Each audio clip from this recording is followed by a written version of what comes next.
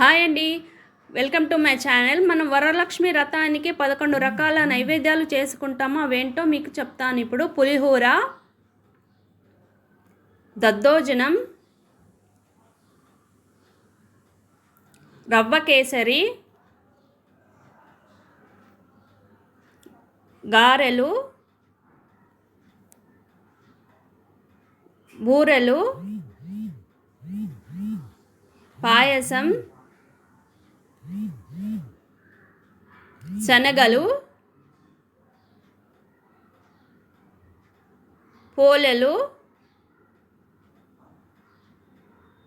సున్నుండలు, రవ్వ లడ్డూలు, పరమాన్నం.